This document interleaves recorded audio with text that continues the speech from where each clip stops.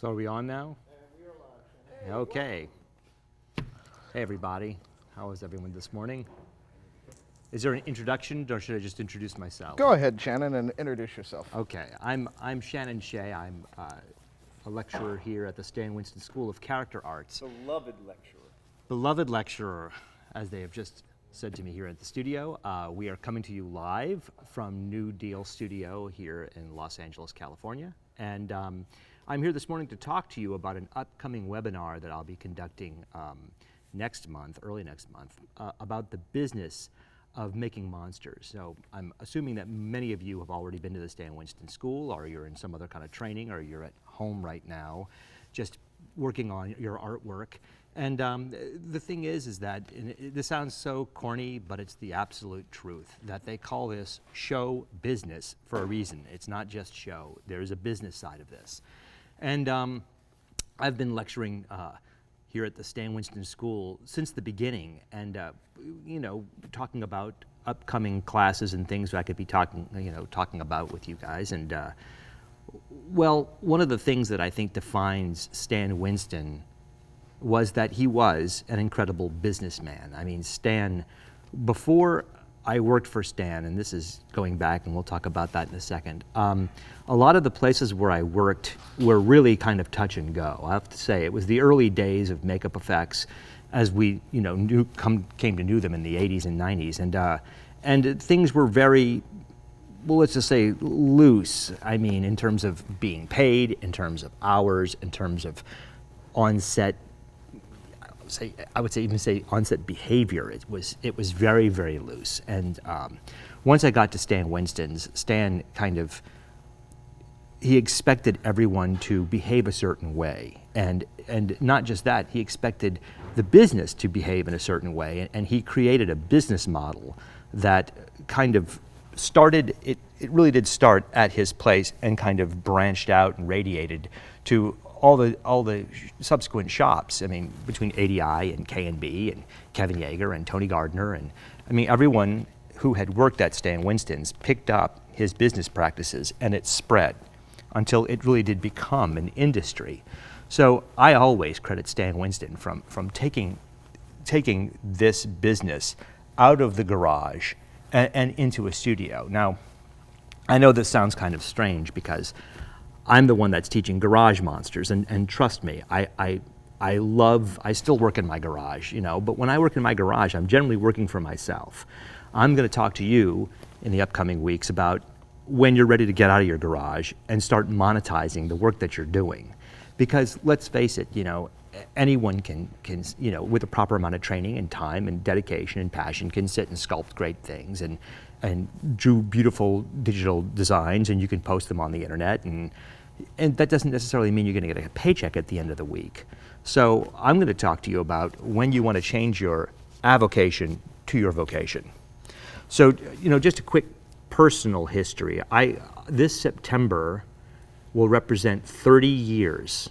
I've been in the industry for 30 years this September. And I had worked on a couple of small movies prior to that, but September of 1984 was like the beginning. It was when my feet were first put on the path, and the path that I'm still on even today. And it was strange because at that time, I mean, it was different. I mean, I don't want to sit here and sound like your grandfather and tell you that there was no internet, which there wasn't, and there was no digital photography, which there wasn't, and there were no training schools, which there really weren't. I mean, with the exception of a few small makeup schools, there was no place like here that you can get the training that you need to really become a real makeup effects creature artist, makeup prosthetic person, mechanical designer, digital creature designer. I mean, there was no place to go. It was just, you just had to kind of go on faith. So what I had done was I thought I wanted to be a stop motion animator because I loved Ray Harryhausen movies. I mean, who doesn't? And I loved Willis O'Brien in the early days of, you know, King Kong and Black Scorpion and all those things. And so I was trying to find a place to go to school after high school. And I'm not from Los Angeles, I'm not from New York, I'm not from, Chicago. I was from a suburb outside of New Orleans called Gretna, Louisiana. That's where I'm from originally. And I went to an all-boy Catholic high school. And I remember talking to a priest there who was the vocational guidance counselor. He was the person that was going to take us out of high school. And I remember saying, where do I go to college? And he had no answer for me. But I got very lucky because my father was an entertainment critic. And he was interviewing a Disney animator named Eric Larson, who had done a lot of work on Sleeping Beauty. And he said to me, you should bring your drawings down, because I was always drawing. I had been drawing since I was a kid. And I did have a bent for monsters, but I drew everything. I drew people, I drew, still lives. I went to some initial art training. And by the way, I really should stop and say this because it's really, really important, because that's about the foundation.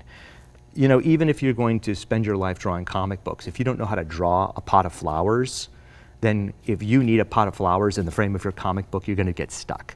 So it's really important to make sure that before you dive into all this, that your foundation is really super, super strong. I mean, you really need to have a very strong foundation in all the basics: color theory, perspective, composition. These are things that are as important to a sculptor and a designer as they are to a fine artist. So I had kind of gone through a lot of that through my high school years. So I met Eric Larson, and I brought him my drawings, and he was a really nice man. And he said, "Have you heard of Cal Arts?" I told him I hadn't. He said, "Well, you should look into California Institute of the Arts." So I did.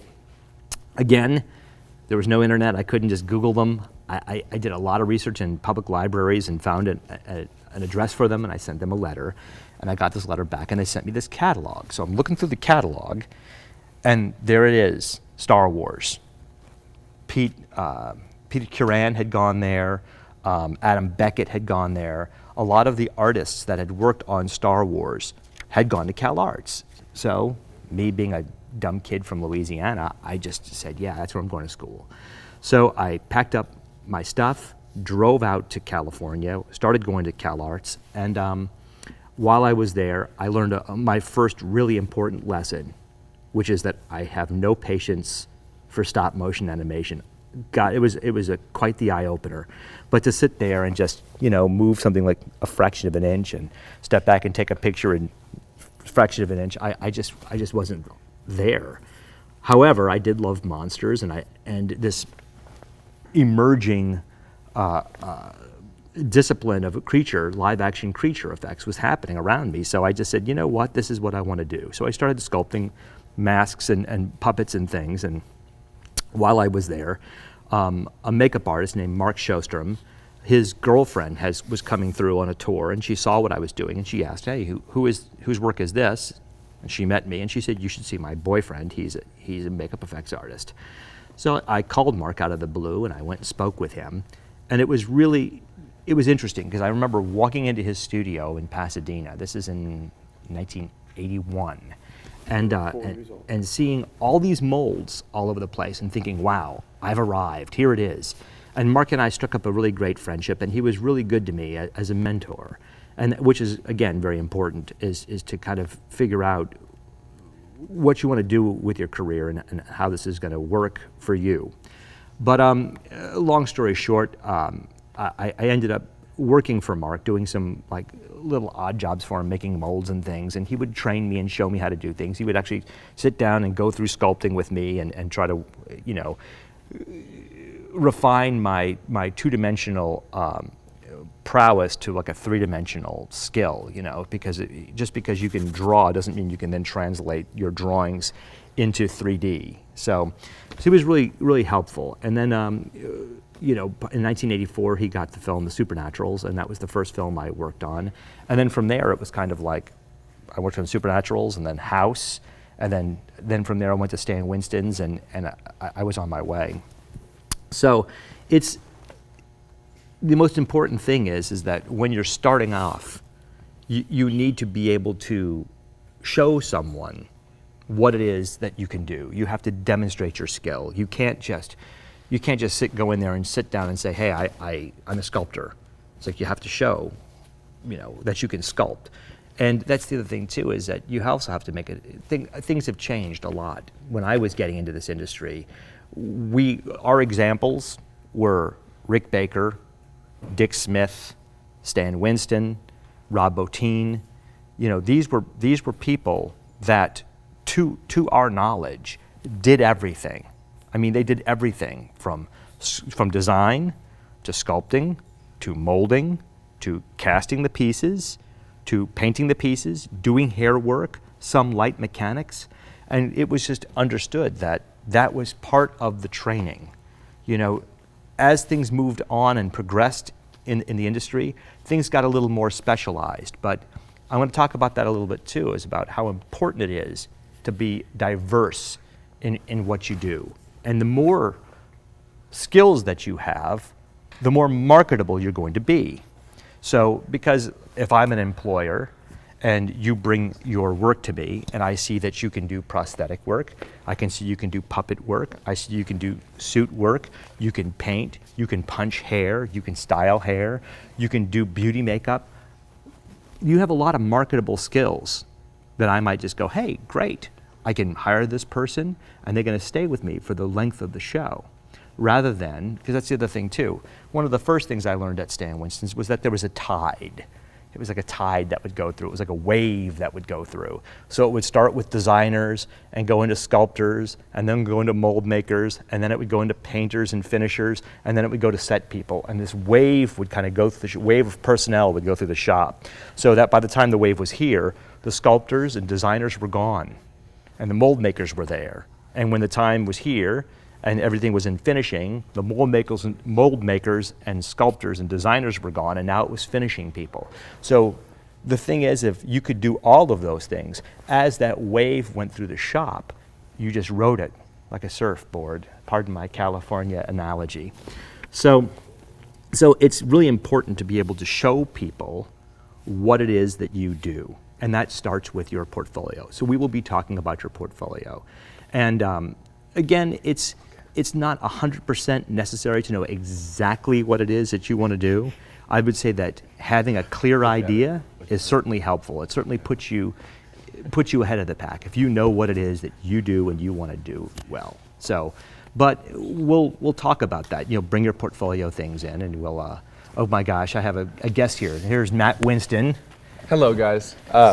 We are here with Shannon. I hate to interrupt you. I'm going to be going back upstairs and driving some social media awareness of this event, but yes. I wanted to personally welcome this man here today. Shannon Shea has been a very key player at the biggest shops in the world over the last 30 years. He says he's been working in this industry for 30 years, but really in a huge leadership position. Well, we'll talk about that. At my father's studio. I'm just so you know, you need to pay attention to this man. Right. At my father's studio. It's not just a beard talking to you, kids. What, nearly 10 years? How long were you? Yeah, 10 years. 10 years. 10 for years, sure. and you rose to show supervisor there, and then obviously at K&B. Right. You became hugely important in right. that I shop. became supervisor at K&B for many, many years. And that then was another 10 years. Innovation, then Rick Baker. Yeah, and then Rick Baker's, that's right. We'll talk about that too. So we are going to be covering the ins and outs of the business of monster making, and that's we right. can't think of many people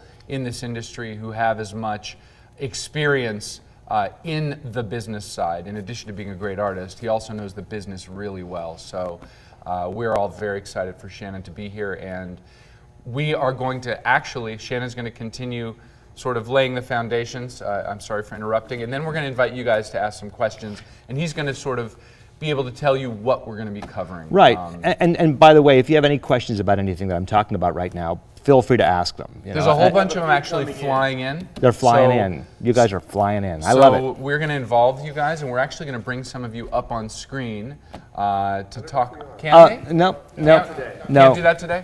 Okay, forget what I just said. I lied to you. No, but I did bring some show and tell stuff, which we'll talk about probably in the next hour. I think we'll talk about what kind of I brought the remnants of my portfolio, And in there, I'll show you some of the stuff that I used to bring around to studios. And again, remember, this is just for you people that are here this morning. Yes. This is not going to be. I'm not going to bring this back because trust me, nobody wants to see this, except you diehard fans. So I'm going to show you a little treat this morning. We'll go through and look at some old photos. It'll be fun. So. Well, I'm going to get out of the way then and let him take over. But I just wanted to again let you know that Shannon is one of the most qualified creature effects artists I know to teach this, and we're very lucky to have you here. It's Well, thank our you, very Matt. Thank you. first business-oriented Yes, course. this So. is exactly All right. correct. Have fun with them. I'll see you later. All right, thanks, Matt.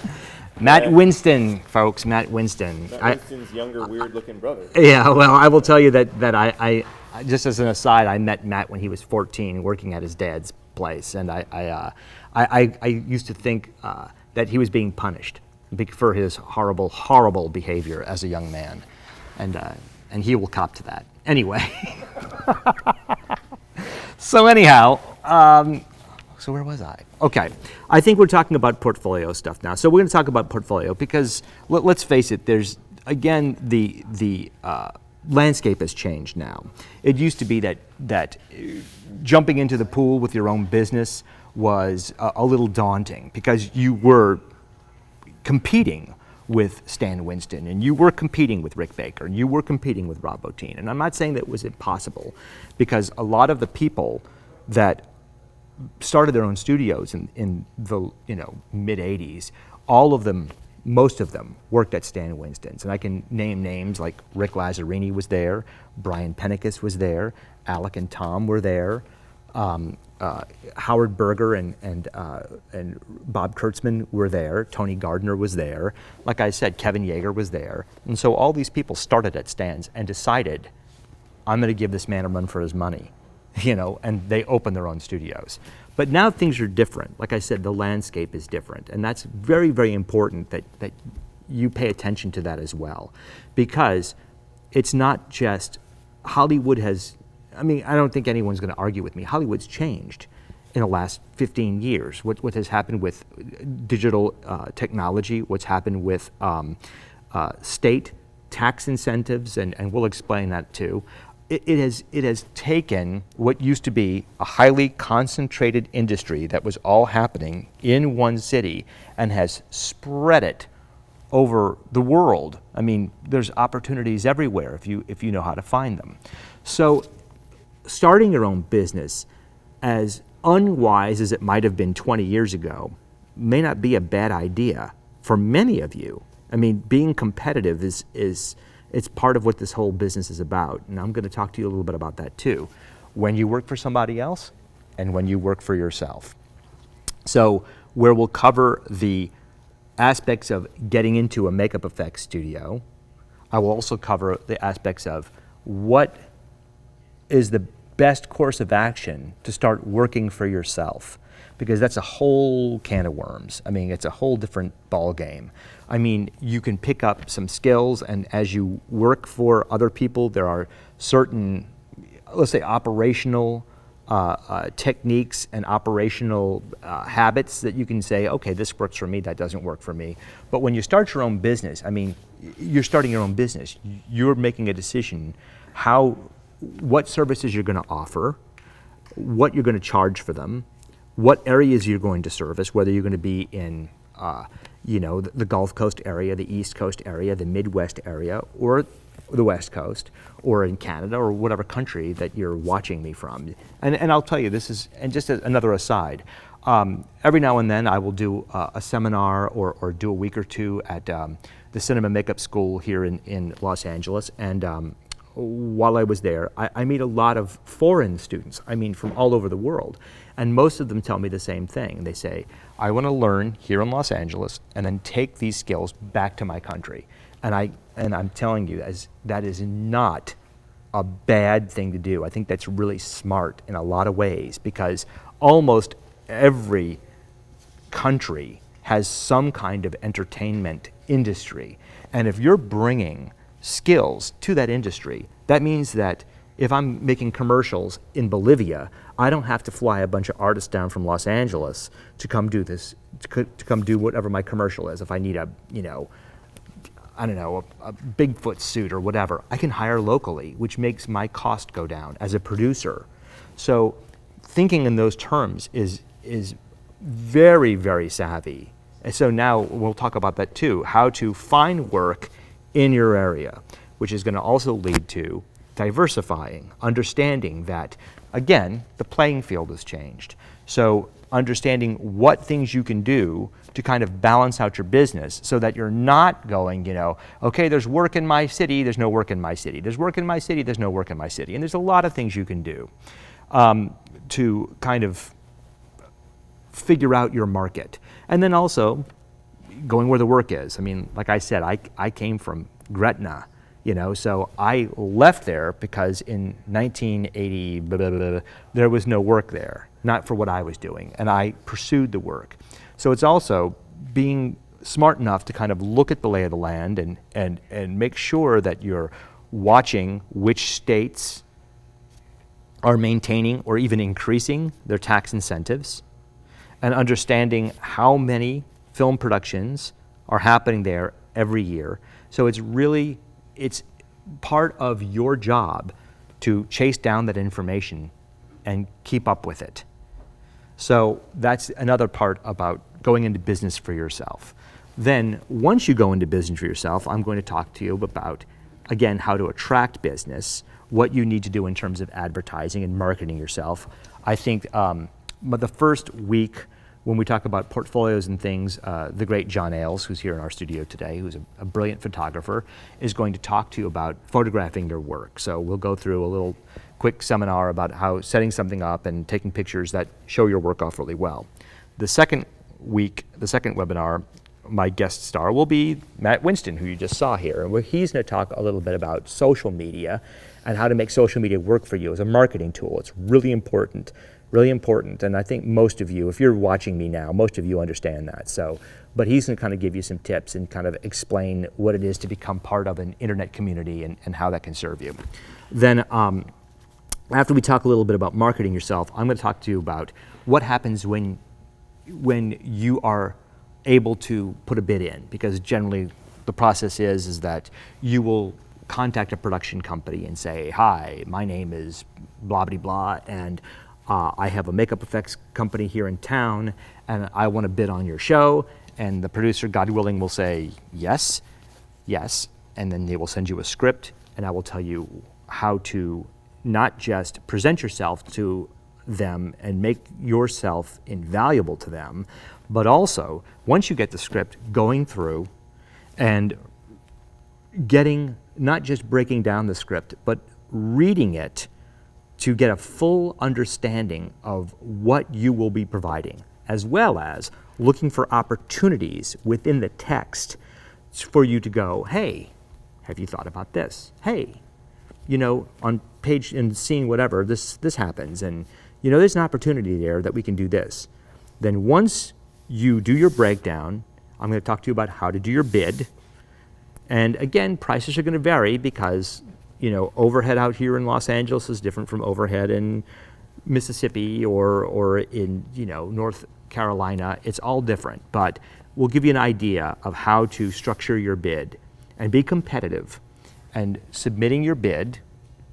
And then once the producer reads it and comes back and starts balking, because if that doesn't happen to you, then then God bless you, play the lottery every day. But what to do when you get to balking? Wait a minute, this is too much. Wait a minute, you can't do this. Wait a minute, where's this coming from? So then after that, we'll talk about, once all of that's settled, we're going to talk about the importance of legal representation, which if you're starting your own business, and even if you're working for someone else, there has to be someone there you can go to with a contract and say, I need you to read this contract. And we're also going to talk to you about some of these contract strategies, but we'll go on about that. Then once you get the job, we're going to talk to you about how to prep for the job. And I'm not going to, listen, if you want to know how to do life casts or molds, there are, plenty of videos on this site which will help you get through those processes. That's not what I'm going to be talking about. I'm going to be talking about strictly the business side of this. Again, I'm going to talk about the importance of communication, producer, director, department heads. I'm going to be talking a lot about the paper trail, understanding that you'll have a conversation with someone on the phone, and the importance of sending out a memo the next day, reminding them of what was discussed, keeping a record of that. I'm going to talk about sitting down with, oh, sorry about that, I spat just now. You guys see that? We should run that back in slow motion. Talking about what's going to happen, and this happens a lot, when you have a director with a vision like this and a producer with a pocketbook like this, because that's really important, and that happens a lot. I literally did a film once where I was talking to a director and he was telling me what he wanted, and so I don't know if you can see this, but the director was here and the producer was standing behind him, and as the director's going, oh yeah, I want this, the producer was standing behind him just doing this the entire time. And I was just like, look over your shoulder, look over, that guy's saying no already. But at the same time, another great Stan Winston philosophy is to never say no.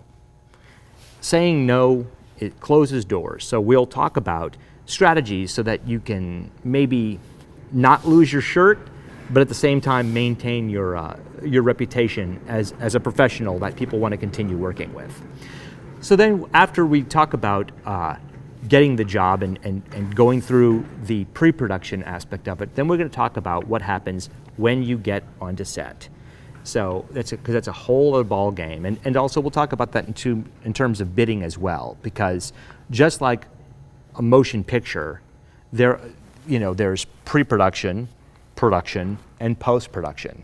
The same thing should happen to you with your business. When you're going to write out your bid, you're going to talk about what you need for prep, and then what you need for shooting. And then after shooting, what happens to all of the, what we call assets after shooting. And that's all contained in your bid.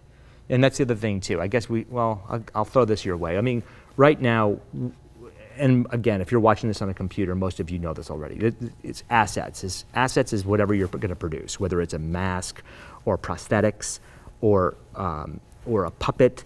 It's whatever you're producing as an asset. Anything you're bringing to production that they're going to use is an asset. Okay, so we're going to talk about what you need to produce those assets, producing the assets, and then afterwards, who gets them, who stores them, what happens to them after the fact. And that's part of what I'm going to talk to you about when you start planning your business, how to kind of get ahead of the curve with making assets that will serve you throughout your business career. So then this kind of leads into the last part. The last day we'll have David Sanger, who is one of the owners here at New Deal Studio. He's a really incredible visual effects producer and a great guy. And we're going to talk a little bit about that too, about bidding of visual effects versus a practical effects thing, and understanding like how to make these two forces work for you. I don't know if that makes sense, but when we'll talk about this, and you guys could be asking questions. But basically, maintaining a really good relationship across that board, because it's important. I'm telling you, you want to make sure that if you're the person bringing the practical creatures to set, and there's a visual effects producer there, it's being able to sit down with them and going, we can do this, we can do this, we can do this, we can do this. I'm going to tell you a quick, I don't know what to say, misunderstanding that has happened a lot in the industry. And I'm not saying that there are not what we Southerners call carpetbaggers, who are visual effects people who come down and they look at a bid and they go, oh, we can do that creature, oh, we can do this head explosion, oh, we can do that, yes, of course there are. But I'm telling you, these people are on budget as well. They are on budget as well. So a lot of times the opposite happens, where they will sit down with you and they'll say to you, can you do this hand coming out of this coffin here? Do you mind doing this bat? Because if we do this bat, it's going to cost this much money. And do you mind doing this? Do you mind doing that? So stuff coming back your way as well. And this is something else that we're going to talk about, is making good relationships with other department heads, because you will find that sometimes your work will not come from a producer or director. It might come from a prop department head. It might come from a wardrobe department head. It might come from a visual effects department head. So understanding that those relationships are important too. And so again, it will have a lot to do with how you define your business and what you want to do. So then at the very end of all of this, we're going to talk about the importance of maintaining your relationships, which is understanding that as you leave an experience, a film experience, that you want them to hire you again. I mean, you want to become part of the family. You want them to hire you, think well of you, and how to get there. You know, there's I mean, little things you can do that are not going to break your back or break the bank, and a lot of it has to do just simply with listening. So, anyhow, so that's kind of what I'm going to be covering over the next. Well, we have 3 webinars coming up. I think 2 of them in early February, and then 1 the first weekend in March. So. I'm gonna also tell the guys if they want to start asking questions now. It's a good time because I'm about to show you some stuff. Because and I'd like to break in here for a second. Yeah, Shannon, Chris is, yeah. And I'd like to show the students that are watching on YouTube right now Yeah. exactly how to get on your page and Okay. and find your webinar. Okay.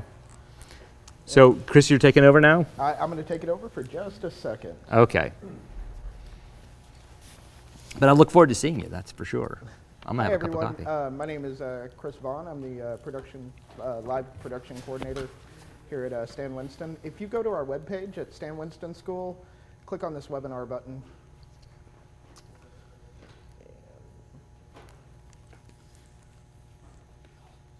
I love technology.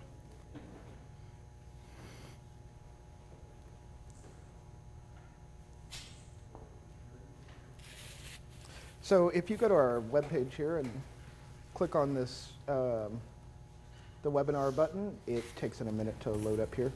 But you will see the wonderful picture here. And let's go straight to his course. Let's go to the preview. So we're offering 3 levels on Shannon's course. We're offering a professional, which includes a 1-hour private portfolio review, career advice with Shannon. A critique level, which is you're going to get a portfolio review from Shannon during the class, as well as a certificate of completion or mastery in the class, how well you've understood the materials. You're going to get access to our alumni forum, which does not show up to anyone who has not attended a live webinar in our forums. The course curriculum is absolutely wonderful. We ask that you have a portfolio, either online or in a binder, so that he can review you. For the first course, you can look through here and see exactly what we are teaching during the course. And it is absolutely wonderful. We'd love to see you in class. And then lastly, we offer a watch and chat, which is pretty similar to what you're doing now. You get to type in some questions if they're relevant. We're going to answer them during the course. If they are not, they probably won't get answered. It is the same cost as 3 DVDs, which is exactly what you're purchasing here. We'd love to see you in the course, and I'm going to hand this back over to Shannon. We're going to take a look at his portfolio.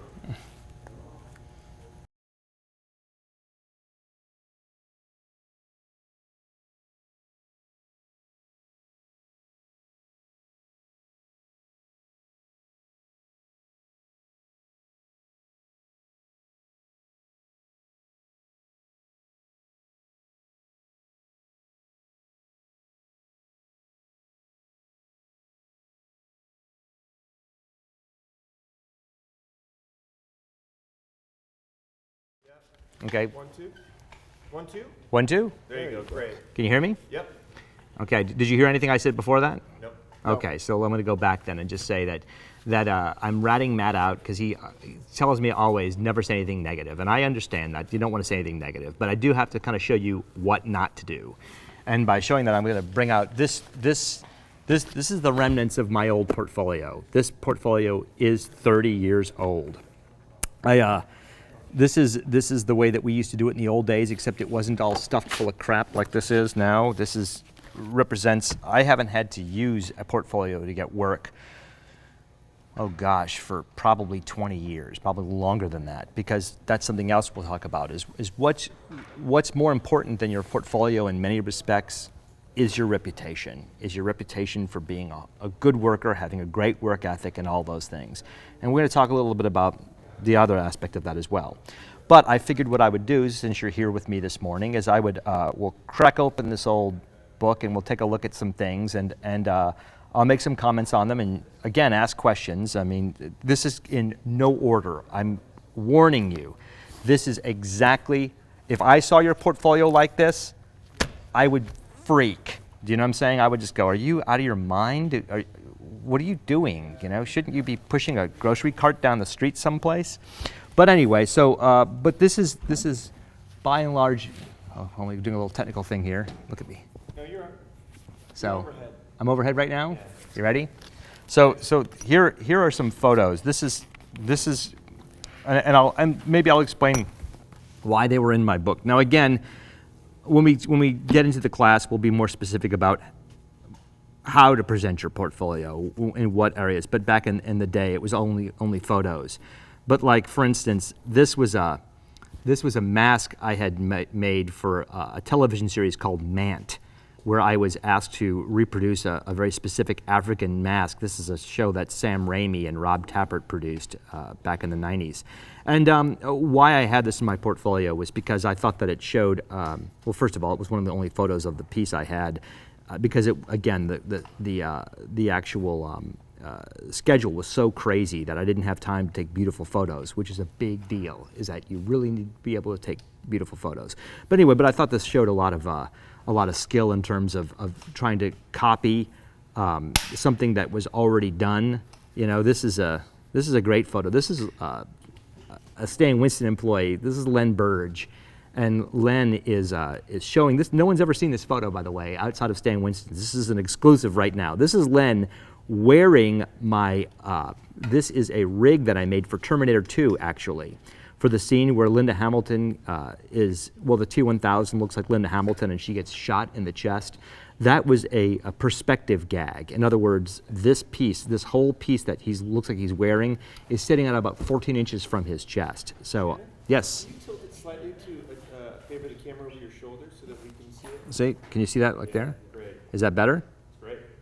So and again, this was interesting because this was Jim Cameron's idea. Jim actually said, what I want a perspective gag. I don't want a flat thing that we then have to go in and digitally put some depth in. So he gave the boundaries, the specifics, and I had to actually do the work. So this is an early sketch of that. What we call this a proof of concept, which is a lot, we'll talk about that too when you're doing design work. Proof of concept, where you go the extra mile to show someone that what you're going to do is actually going to work. So that's a sculpture I did for House. This was great. For this television series Mant, I guess I should show over here, for Mant, this mask that I made for Mantis. That Mantis was the name of the show, Mantis. This mask was inside of this one. So this would open up and reveal this. So for me, it was great because it was one of my sculptures opened up to reveal another one of my sculptures. So I don't know, some of you may know my work from Evil Dead 2. This is the Evil Ed puppet that I did. Again, these pictures are, as far as portfolios go, these are no good. You show me this picture in a portfolio, I don't care how good the concept is, I'm going to ask you why. Why am I looking at this? This is not good. On the other hand, this is a pretty good portfolio picture. This is a fake head I did for ADI for a Tales from the Crypt episode. And again, this is a really nice photo of a decapitated head. It shows that I did everything on this head, all the hair work, everything. So it shows a lot of skill just in one picture. So Here's a good one for you. Here's Mr. Johnny Depp. There's John Depp wearing the fake arm that I made for him for Once Upon a Time in Mexico. So there he is, holding his gun up there and with his fake arm. So this again should not be in your portfolio. Whatever you do, don't. That's terrible. Don't. Polaroids? Come on, seriously? This is a mask I did for a house. Can you see that? Little kid mask. Again, at the time, this is probably about the best photo of this I could get, and believe it or not, this did okay for me in my portfolio, only because it showed a strong sculptural style. It showed a fairly decent paint job, and again, we're talking about in 1985, so I'm sure many of you weren't even born yet. So anyhow, it's really important to have personal work that you've done. This is a maquette that I did of this this demon thing coming up from behind a tombstone, and it's really important to have this kind of work in your portfolio that shows that it demonstrates your design sense as well as it demonstrates your skill level. And that's the other thing too. We can talk about that for 2 seconds. Is one of the key things that an employer is going to ask you when you bring them your portfolio that we have discussed will not look like this, is they're going to ask you, how long did it take you to do something? Now this is a heck of a question, and because it's important, because again, it's corny, but it's the truth. Time equals money. So by and large, whether or not an employer asks you how much money do you make a week or how much money you make an hour, which we're going to talk about that too, some of the tricks about that. It breaks down to how much they're paying you per hour to get something done. So if I know that, one person could sculpt something like this in, I don't know, where I'm holding this here on purpose so they can catch up with me. What am I doing? I'm sorry, our operator. Well, hold on. Change our lights. That's There good. you There you go. Perfect. See? Ready? Okay. So if someone could sculpt something like this in a day versus someone that's going to sculpt this and take it in 2 or 3 days, it's really important to make sure that you represent yourself as accurately as possible. Now, again, you don't want to represent yourself out of a job. If you worked on this, say, it took you a month of evenings, because you've been working all day. You have to kind of factor that in, and you have to factor, okay, at the end of the day, I put in a full day's work, and I sat down to work on my sculpture. I worked on it 2 or 3 hours a night, wasn't at my best. You have to kind of factor all that stuff into it, because otherwise you're not giving them an accurate reflection of your ability. But remember, keeping an idea of how much time it takes you to do something, to get it done, it's very important. So let's see. Oh, there's a picture from House. This is another good rare picture of putting Kurt Wilmot, the actor who played Big Ben, into his suit. I know a lot of people out there who love House think that it was Richard Mall. Richard Mall did play Big Ben before he turned into the rotted corpse, but otherwise it was Kurt Wilmot who was doing that. Oh boy, there's just tons of pictures from House. So I'm gonna kind of go through a lot of these quickly, because here's a painting I did for a project I was pitching a long time ago. This is a giant painting. Again, this was back in the 90s when I didn't have Photoshop or anything like that. But this kind of gives you an idea of showmanship, which is another part of it that you need to do too, is you need to be able to not just present your ideas, but present them in a way that they're attractive, that they spark people's imaginations. You want people to get excited when they see your work. And again, you can see something and get like, wow, look at the detail, and that's really important. But at the same time, you want to present it in a way that they go, wow, look at this, I get it, I'm there, I'm on board with this 100%. So I'm going to just tear through some of these, because I know there's something in here I wanted to show you. Again, this is 30 years of stuff, folks, that most people don't get to see it. I know. This week I could not show this. This is a test makeup that was done at Mark Sjöström's studio for a makeup I designed from Evil Dead 2, and you can see he doesn't have his lenses in yet. But this was a proof of concept, application. When I first got this assignment, I was really influenced, and I say this in all honesty, but by Steve Johnson's makeup from Fright Night, the big oversized mouth, and Sam wanted the same. He wanted an oversized mouth, Sam Raimi, the director. So I figured that I could probably hide the actor's real mouth within a mouthful of teeth, which is what this came from. So, I went through all the steps to make it, and then one day they all came down to South Pasadena where Mark's studio was, and Bob Kurtzman and I had to put the makeup on the actor and execute this proof of concept. And this is, again, something that is very important to you. And at this stage of the game, things are a bit different because, as a quick aside, I remember on Terminator 2, we would be doing things that had never been attempted in practical effects before. It was almost as crazy as The Thing in terms of doing stuff that no one had ever attempted. I can recall at one point there was, we were trying to find anything that we could use as liquid metal, and I took aluminum powder, like a lot of aluminum powder, and put it into Methacel. And Jim came by the studio, and I stuck my hand in a bucket of this aluminum Methacel and pulled it out like this. So, is everything all right? Okay.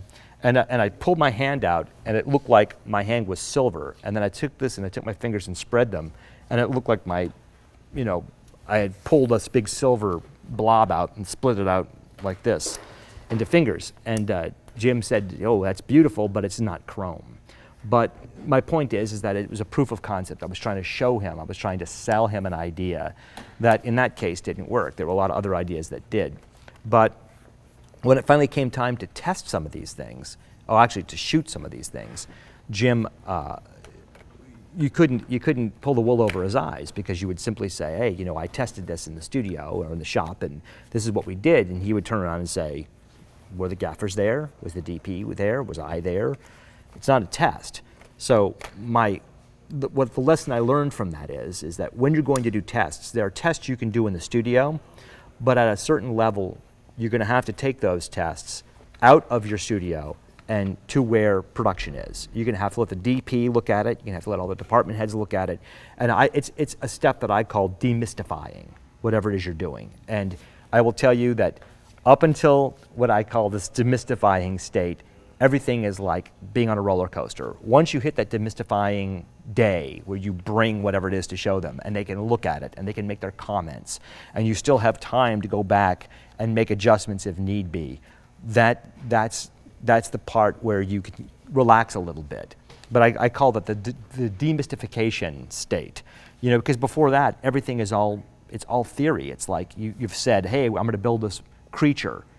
Yeah, until they see it. It's all potential. It's no fact yet. But the minute you bring it in front of them and show it to them, it goes from potential, theory, hypothesis, into cold, hard fact. That's why I call it demystification. And that's a very important part of what you're going to do as your own business. Now, working in a shop, it's a whole different situation. There's a whole different set of rules. Something else I'm going to tell you about. Actually, I'll just do it right here. One of the things you will find is that there is no specific rule book that everyone follows. Instead, what happens is you end up writing your rule book. So what I mean by that is you will find that based on your value to the company defines the rules that company sets for you. And let me explain it. Let's say you are an incredible sculptor.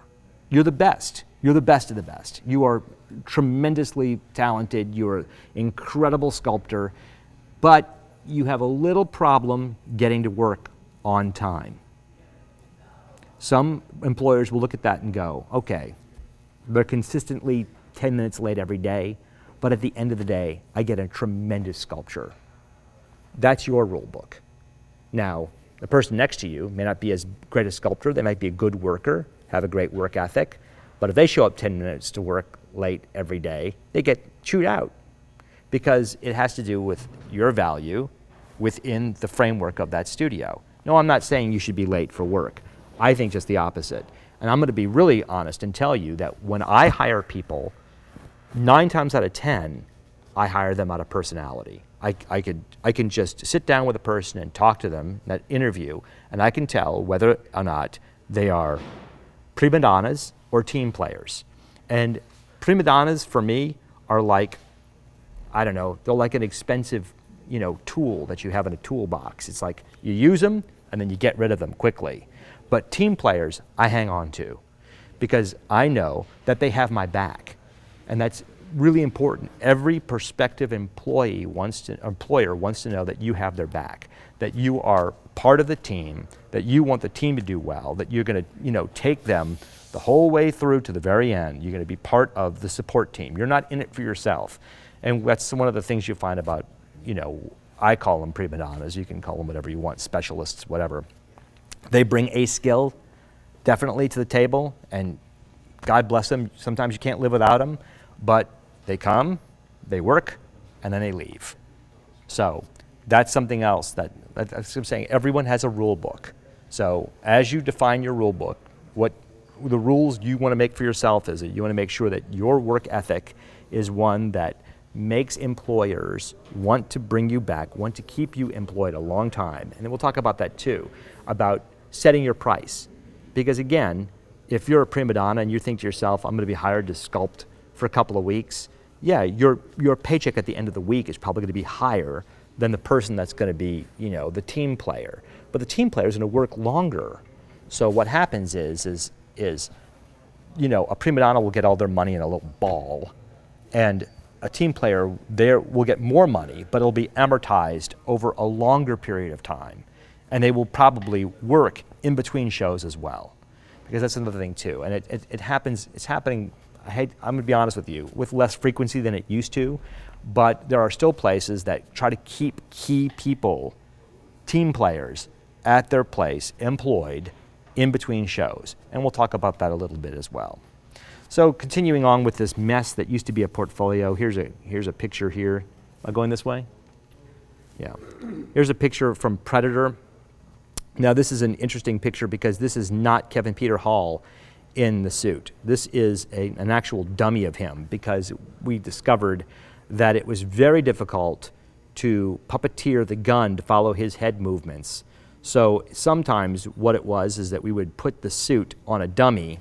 One of us would go up behind it and grab the dreads, and someone would have the RC of the gun, and we would basically then drag the head and puppeteer the gun so it would look like they were doing what they were, what it was meant to do, which was the gun was supposed to follow the predator's movements. But that's what this was all about. Here's something you don't see every day. This is the Evil Ed puppet from Evil Dead 2 with his, top of his head chopped off and his little peewee brain sticking in the middle of that. That was Mark Sjostrom's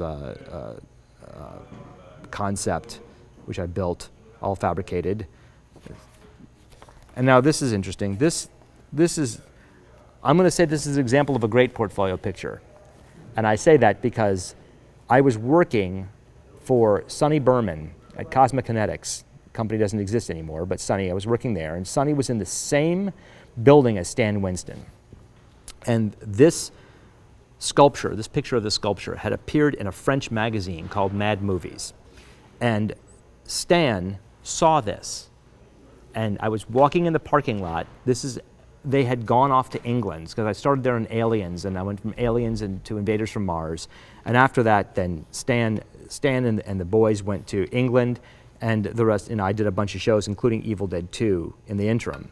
But Stan had seen this picture in Mad Movies, and he stopped me. He literally stopped me in the parking lot and said, "Did you sculpt that head?" And I said, "Yeah." He said, "How soon can you start working for me again?"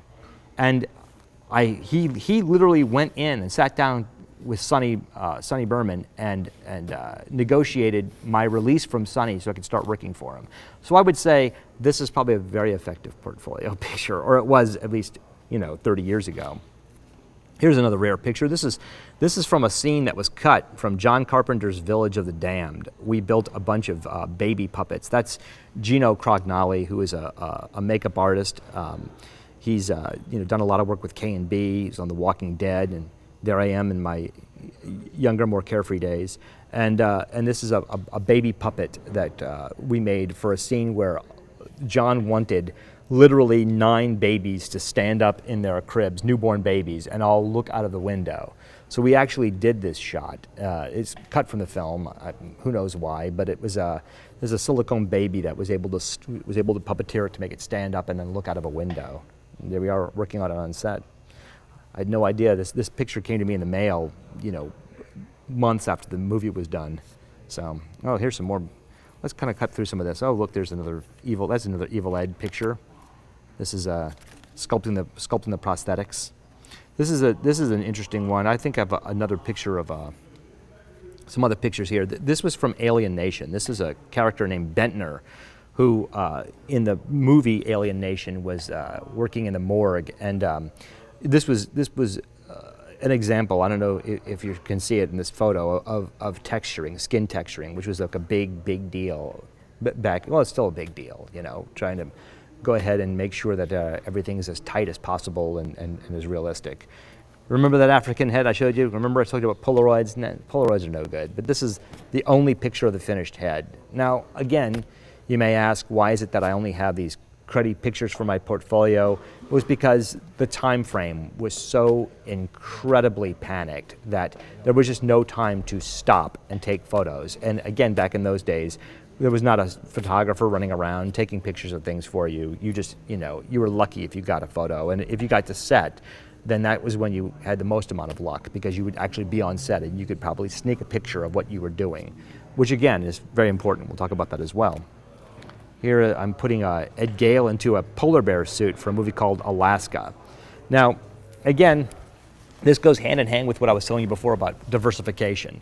This comes from, you want to be able to not just design the stuff in the studio or for a studio or for yourself, but you want to get to set.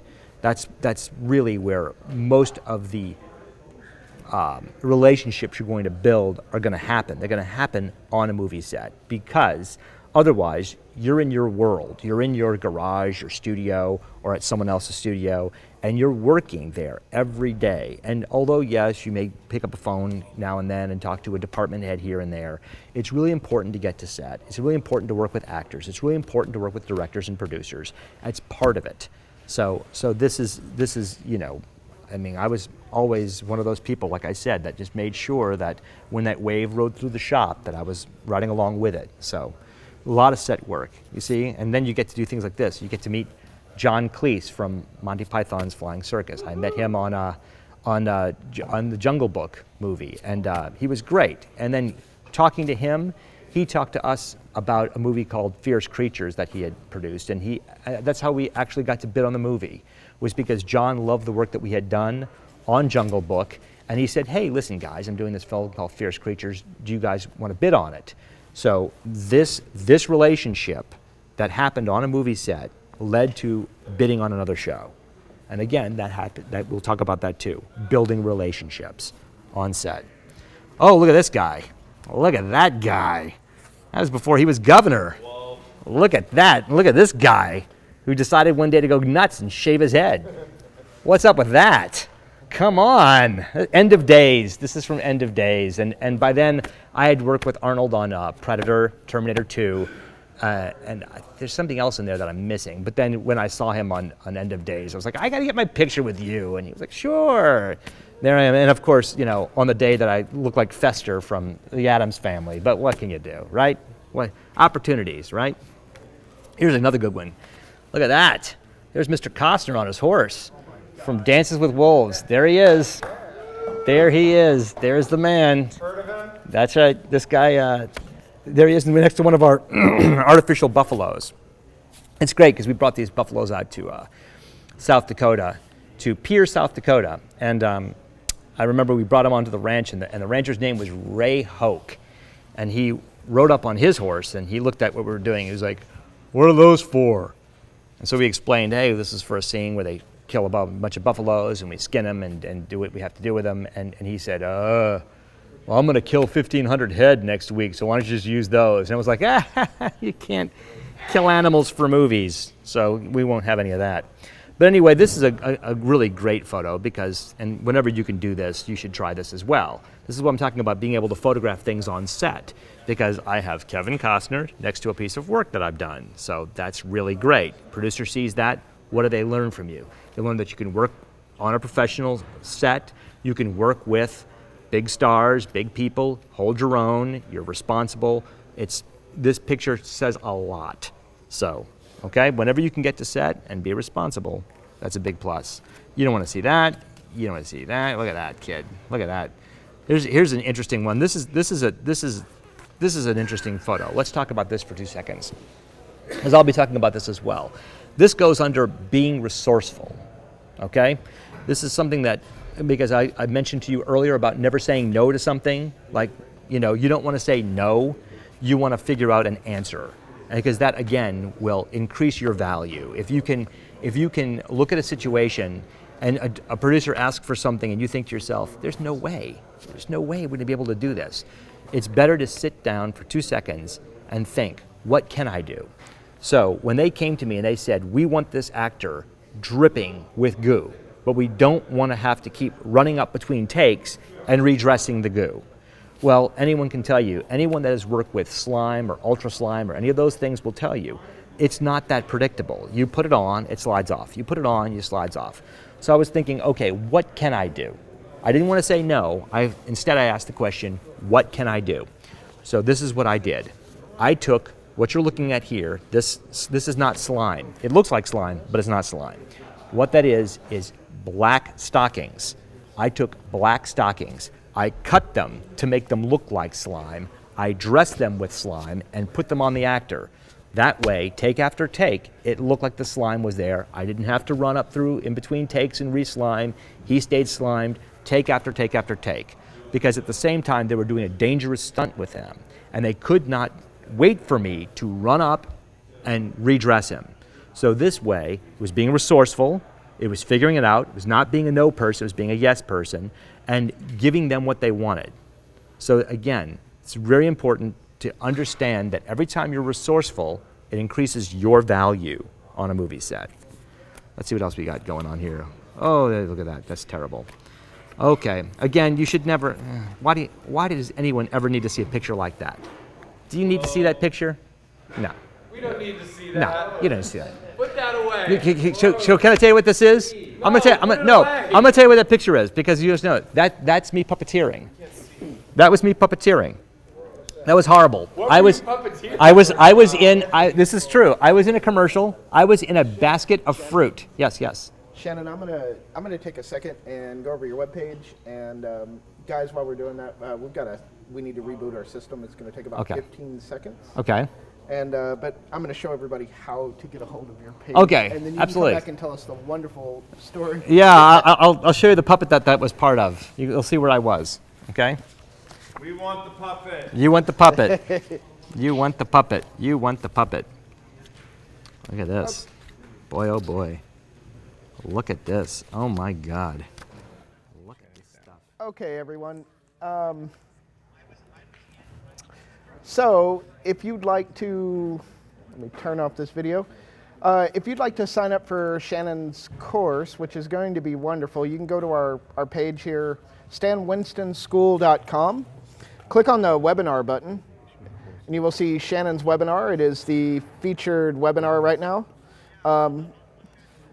Click the preview. We're going to offer 3 course levels.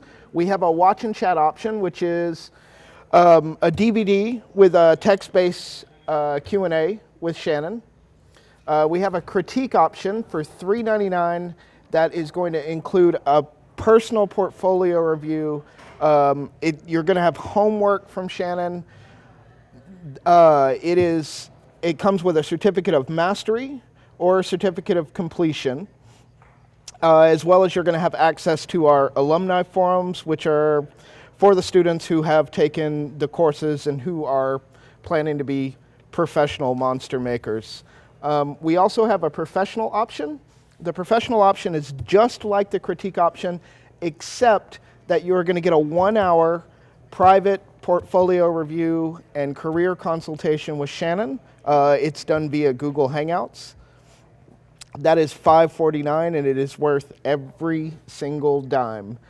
If you'd like to go down to the course curriculum and look and see exactly what Shannon is going to be teaching throughout the course over 3 days, we have 3 special guests. All of them are working professionals: John Ailes, Matt Winston, and David Sanger. We would very much love to see you in the course. I personally have been pulling photos for the course and script materials for the homework for the course. And let me tell you, digging through the Stan Winston archives and looking at some of the stuff that we've pulled for the course, it's amazing. It's stuff that you're never going to see anywhere else. This is a one-of-a-kind opportunity from somebody who has 30 years in the business. Absolutely. And guys, we're gonna take about 15 seconds and reboot the system, and we will be back with Shannon, and we'll be right back.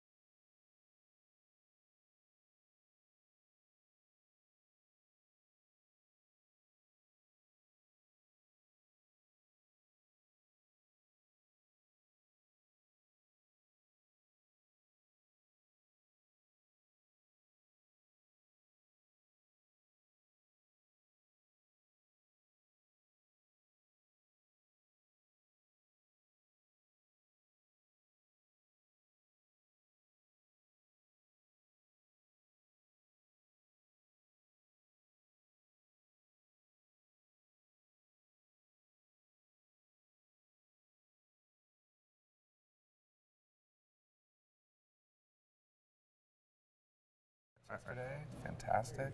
Can I? Oh, are we back? Very careful now. All right. Okay. Now Okay. We we are welcome back. Welcome back. Matt Winston's back with us. this morning. We're very lucky to have Shannon with us today. Thank you for being here for this Hey, preview. my We pleasure. have My been, pleasure. Putting out lessons and webinars over the last 2 years that cover the art side of becoming a creature maker, and we have yet to put out a tutorial on how to make money doing it, how to become a business person. And that's what this course is all about. Shannon pitched it to us at the end of last year, and we jumped on it. We said, of course, we have to give our students an opportunity to learn the dollars and cents side because it's so critical. And my father, Stan Winston, he was a brilliant artist, but I think what set him apart even more than that, as Shannon mentioned earlier, was he was a brilliant, brilliant businessman. Yes. And he understood that it wasn't enough to just be really talented. You had to know how to market yourself. You had to know how to work with people. You had to know how to do all that To other present stuff. yourself. To present yourself. And he really created a persona for himself. I mean, he Yeah. really did become the face of makeup effects for quite a long time. And people, it was very funny with my dad. he was just very savvy. He knew that some people might have chalked it up to egotism or whatever, and certainly to be a big business owner, you have to have some measure of ego, but he was also really just incredibly smart, and he knew that in order for him to do what he loved, which was make creatures, Dad wasn't about money. He would have become an accountant or a banker if that's what he wanted to do. He really loved making creatures, but he knew that Characters, Matt. Characters. Thank you. He would say that all the time. That's right. He said our characters stand right next to the actors on set. That's right. And they have to be treated with the same amount of respect as every actor on that set. And he knew that if he didn't market himself in his business, he wouldn't get the opportunity to have fun and work on these wonderful films. So learning the business side of effects is critical, and we hope we have prepared many of you for the art side, and now if you're looking to take that leap, this course will really help you get there. Right. Some things, Shannon, have you mentioned the specifics of John Ailes joining us and what? I did mention John Ailes, but we'll talk about that again. It's a good time to talk about let's it because go we're in our through it. second hour. The first, for those of you who are joining us right now, the first webinar will be about making the decision to become a professional and deciding whether or not you're going to work for yourself or work for someone else. Right now, I've been going through my portfolio and showing you what not to do, kind of showing you some old photos, but more or less just to kind of share with you a little peek behind the curtain about some of the photos and things I've taken in my career.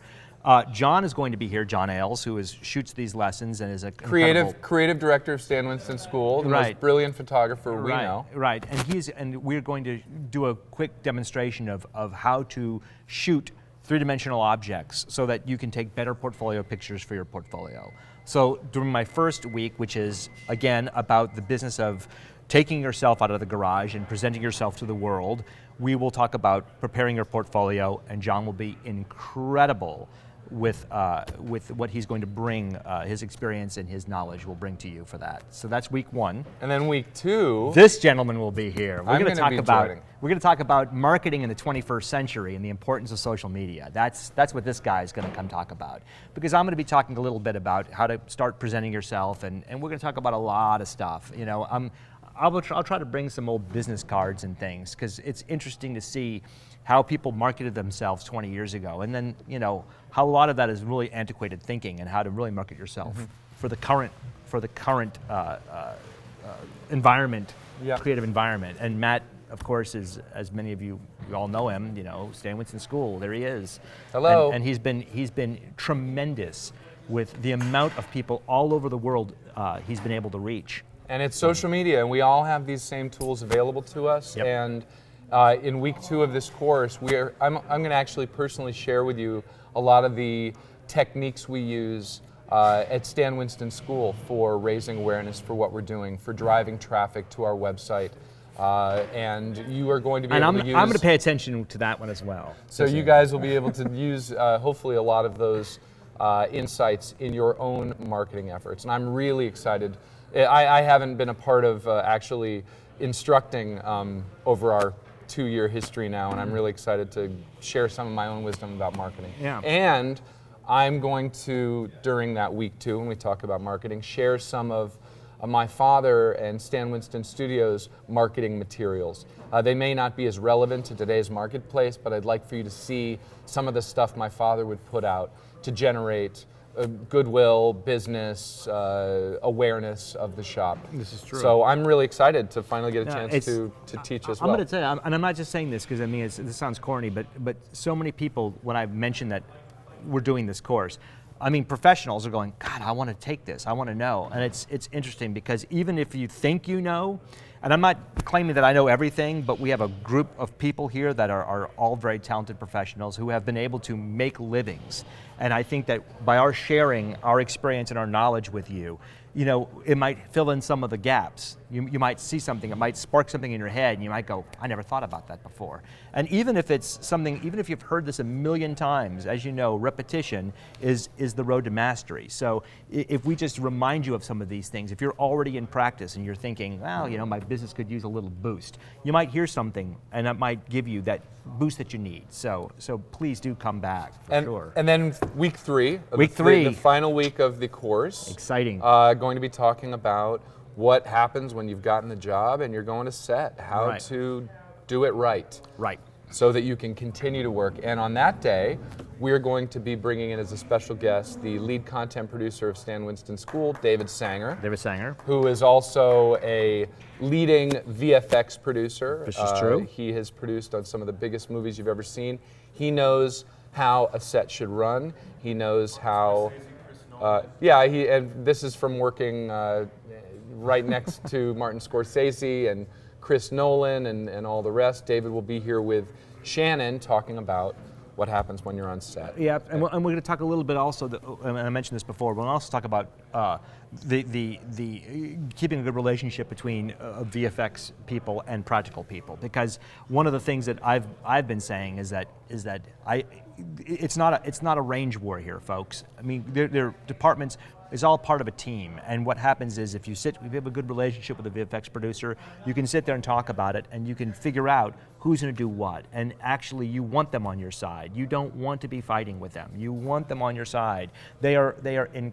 I'm telling you, more times than not, I was saying this earlier in the broadcast here, more times than not, I've sat with VFX producers who have a laundry list of things that they have to do, and they have a budget as well, and they're looking to get some of those things off their plate. And if they think they can come to you and say, hey, listen, can you do this shot? Can we do this? How can we do this live on set? And if you're resourceful and you have a good relationship, that builds your value to any production company, and that's really important, and we're going to talk a little bit about that with David. That's right. So in the 3 weeks, you're going to be basically learning everything from getting started to conducting yourself on your first job, and absolutely, in a and way beyond. that will lead to future jobs. Yeah, and beyond. There's also something I think we should bring up to everyone, because I think the homework assignments for this course are really, really fun. Yeah. Can we talk about sort of the homework assignments each week a little bit, because I think that'll get people excited as well. Okay, the first week I've asked a lot of you to bring portfolios and bring things for me to look at. If you have a website, if you have anything you use to market right. yourself. And so what we're going to do is after the first lesson, your homework assignment is going to be to go back, re-examine your portfolio, and slick it up. You know, and that's going to be the first thing, is we're going to talk about slicking up your portfolio and making sure that it presents you in a more positive way, in a more marketable way. And we're going to talk a little bit about assets, again, making things for your portfolio that, if you're going to go into business for yourself, that a production company can look at and see the immediate value of hiring you, rather than your competition. And that's the other thing too. We're going to talk about, we have to talk about the nature of competition, because let's face it, folks, it's a community, but it's a community of people that are competing. And instead of it being... And we're going to teach you to win. Well, that's right.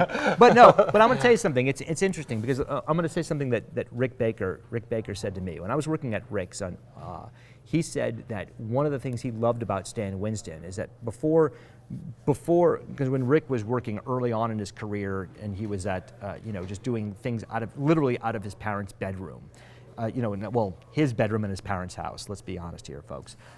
Stan was completing his Disney training, I believe. So they weren't even aware of each other. They weren't aware of each other until Miss Jane Pittman. But he said that once he worked with Stan, it was like, okay, that's the guy I need to beat. And with Stan, it was the same way. They were like, that's the guy I need to beat. And they weren't bitter enemies. They didn't hate each other. They respected the hell out of each other. But they were competing, and they knew it. And so all it did was drive their work to get better, and on both sides of the fence. There's a quote from my dad. He said, "I love my competition. They push me to do my best work." And that's the thing that you need to. That is a really important philosophy that you need to keep in your head. Is that you can have a friendly competition, and it's that way right now. We all do it, And if I'm competing with you right now. I know. Look at that. And he shaved his beard, which gives him the edge. Let's talk about homework from week 2. Okay, week two. Week 2. This is what we're going to do. So I'm going to show you how to break down a script. We're going to go through and I'm going to show you, if I had a script, how I would break it down. Again, I'm going to talk to you a little bit about finding clues, through the script. We're going to talk about a lot of stuff, but at the end of that course, we're going to give you some script pages. At the end of that webinar, that day. Yes, this is day 2. Right, we're going to give you some script pages, and you're going to break down the script pages. You're going to come up with a bid, and you're going to generate some designs. This is really important. And again, I mean, I don't think we're limiting them to how they generate their designs. No. I mean, it can be sketches, it can be paintings, it can be ZBrush work, whatever. It can be maquettes, whatever you want to do, because this is important, because when you come back week 3, I'm going to look at everyone's breakdowns, I'm going to look at everyone's designs, and with David Sanger sitting here, we're going to talk about what people have sent in. And you will see, because you'll be participating in, again, you're just looking behind the curtain at how it works. When we look at someone's breakdown and bid and we go, okay, this person says it's going to cost this much money, they can have this with this, we will have given you the tools in that class to come in with a competitive bid. And we're going to talk about it. Competitive. Which is better than competitive. Which is way better than competitive. Yeah, if you can be competitive, then you're really doing You have great. to learn to compete. Yes, in compete. effects. Yes, commit and compete. And compete. So that's compete. Commit And you guys will be compete is adjusting. compete. You guys will be suggesting adjustments to those Yes. bids for their final Right. Homework assignment. That's the final. The final thing is we will then look at the bids. We will then look at the designs. We're going to throw you some curveballs. I think I can say that. Yeah. We'll throw some curveballs your way, and then for your final assignment, you're going to send in the adjustments that you're going to make based on David Sanger's and my notes, and then from there we'll contact you and let you know the outcome of it all. Who's the winning bid? Who's the We're winning bid? actually going to treat this Yes. like a Yes. real-world situation. Exactly. There's no better way to learn than to do. Yes. And this course is going to force you to actually take up the reins of the business side of this This is stuff. absolute- From marketing to learning to bid, break down a script, plan a shoot, hire a crew, Yes. source materials. Yep. And, I mean, it's really the whole kit and caboodle. and Right. we're very excited. Are there some questions, Chris, This is a good time, yeah. Chris Vaughn, coming in that we can field? Who are you wearing? Who are we wearing? I'm wearing Bill Blass. I'm wearing Vera Wang. This is Bill her Blass. lumberjack line. That's a wrap. I should have said Botany 500. There are a bunch of comments about your beard, Oh, really? a bunch of comments about how amazing Shannon is and how you shaped your childhood. Oh, that's nice. We have one question. Are concept artists more valuable if they, one, not only draw and paint well, think about the working method or the mechanical process understanding too? You know what? That's a really great question, and this is how. And I'm telling you, that's a really terrific question, because I think that to be a good concept artist, you need to dream big first. Don't limit yourself first. In other words, I would say if you're going to be a concept artist, you really do need to just let your imagination run wild, because then it's not up to you to start reining in. That's up to the director and the producer, because again, and this is something we're going to talk about at length, being a commercial artist, because that's what, when you enter this arena, when you step out of the comfort of your garage to start working, you transform from a fine artist, who is someone who works for themselves and does their own work and maintains their vision, to serving somebody else's vision. So I always say, as a conceptual artist, dream big. Dream as big as you can. Show me. Because you know something, if you bring something in and I look at that and I think, how the hell are we going to do that? Then we're on the right track. If I see something and it's like, oh, it's a zombie makeup. Yeah, I've seen Walking Dead. I can see that every week. It's cool. It's good. But I always say dream big. Don't you think? And show them something they've never seen before. Yeah. This is something, again, that Absolutely. I think made, in addition to his business acumen, my father's other mantra was always break new ground. Yep. Always be doing something new. Yep. And this is not only going to lead to business success, but to creative fulfillment, because you are going to be the trendsetter and not the follower. It's also going to make you very memorable. Yeah. When you submit a bid and a producer, and this is true as an actor as well. I have many years as an actor in my life, and I realize that one of the keys really is to be memorable. Go in the room, leave an impression. Yep. Don't play it safe. Right. And this is true really of any field. You can't play it safe. You have to go big or Yep. go home. It's such a cliche, but it's true. Yeah, it's true. And there's something else too, because I'm gonna also underline this and say something else too. When you dream big, just make sure it's okay to get conceptual for sure, but make sure that what you're doing is accessible. And I'll tell you what I mean by that. It's like, I mean, I think every single person, I'll give you a perfect example. We were doing a film, Leviathan. Yeah. And I mean, before they came to Stan Winston's, the production had hired all sorts of conceptual artists to do ideas of what this creature was going to look like. And one of them, I'll never forget, was it was an absolutely gorgeous rendering of a guy's head, a man's head, on a starfish body. And okay, you see that? You see that? This is what I'm talking about. Scary. Yeah. It was a guy's head on a starfish body. It's coming at me very Yeah. slowly. And it was a beautiful drawing. Don't get me wrong. I mean, I looked at it and I thought, there's a lot of skill here. I mean, the human head had a lot of expression, and and the starfish body was rendered beautifully. But it was a crap design. But it was a guy's head on a starfish. It's like, come on now, really. Yeah. That's what I'm saying. I mean, you be conceptual, be accessible at the same time. Yeah. It's just, and I think most of you understand that. And you don't. I mean, if you've been a fan of creature stuff for a long time, you kind of know what goes and what doesn't go. And the other thing too that really is kind of off-putting is when you can really see someone's, like a very clear line between someone's influence and what you've done. And I'm not going to say ripping off, because let's face it, it's so difficult these days to come from a pure source that has not been influenced by a bunch of things you like. That's what defines who you are, all of us. I'm sure this guy here has actors that he loves, and he's seen things that they do, and he's taken things here and there, but he's made them his own. That's the other thing too. If you're going to show me an orc, and it's just an orc, and you painted a different color, then I'm going to just call you out on it and say, that's just an orc. What else you got? And so it's just, you can't. Yeah, you shouldn't have your portfolio filled with your rendition of Predators Exactly. and Terminators. No. They would like to see No. your spin. That's a big bozo no-no. Yeah. We don't want to do that. So, And we're going to be covering just so much. Right. How much time do we have left, guys? Because I think about half an hour. About 30 minutes. Yeah. about 30 minutes. Yeah. I'm going to answer the beard question. Where'd my beard go?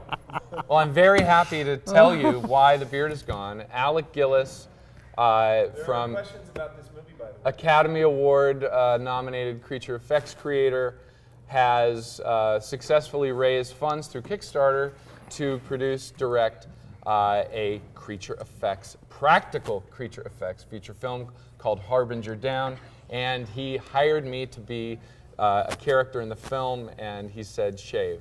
And he also said dye your hair. So Are you dyeing your hair, really? I'll be dyeing my hair Oh brown, my and God. I'm going to look like a 28-year-old, a hard-living 28-year-old, but a 28-year-old nonetheless. And that is why the beard is gone. But it will be grown back the moment we wrap. Literally, they're going to wrap it, and I just go, vroom. Yeah, it's going to come right back in. Yeah. You didn't tell me you're dyeing your hair. Yeah, I'm dyeing Oh the hair my brown. God. Yeah, this is what we do for practical effects, anything to support this mission. So for I those love of you it. who were asking about Harbinger Down, I was there at the table read yesterday. Lance Henriksen is the star.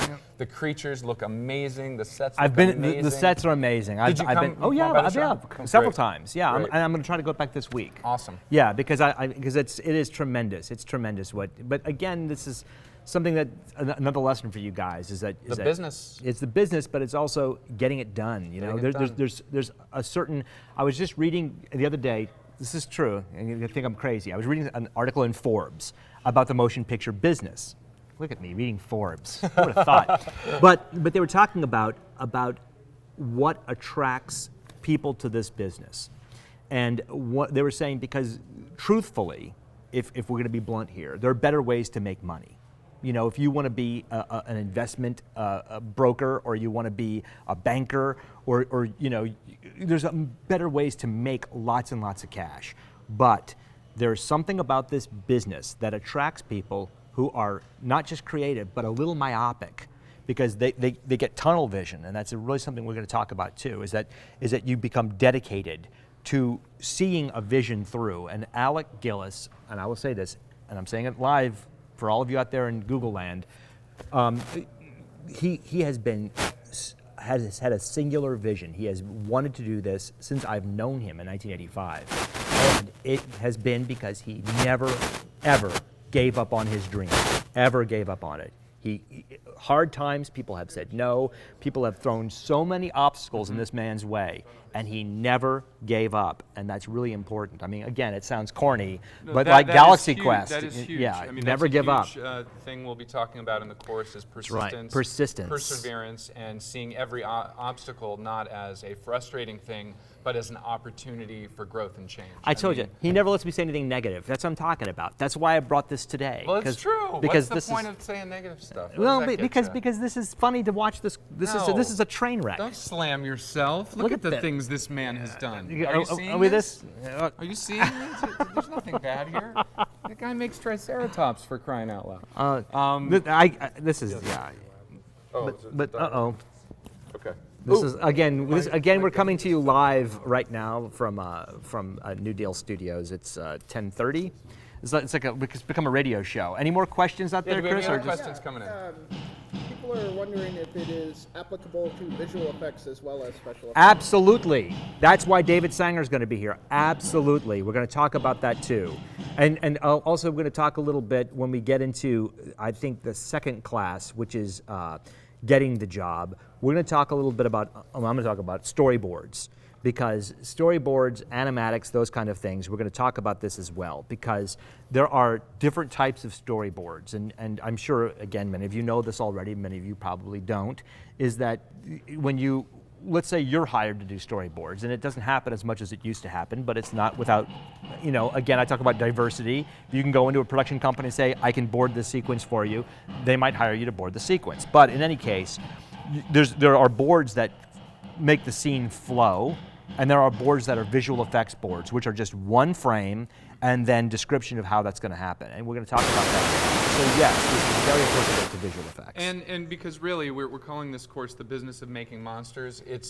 That's because we teach monsters, but it's really the business of being an artist. Right. And that applies to VFX, practical effects, fine art, whichever medium Right, is exactly. your medium. We are going to be teaching you how to improve the business side of it for And let's yourself. be honest, it would also apply to anyone that's doing a specialty costume stuff, props, all Hey, that do you want to stuff. start a cosplayer business? Yeah. We'll, Well, we'll help you. no, and I'm telling you, that's No, it's huge. true. Samuel Lee. I mean, we have so many. Yeah. We put out a blog recently by a brilliant leather craftsman. Mm-hmm. His name is Samuel Lee, and he started out as a fan who loved live action role playing, and Mm-hmm. he loved it so much that he said, I can't imagine doing anything else. Now, how the heck can I make a living doing this? Mm-hmm.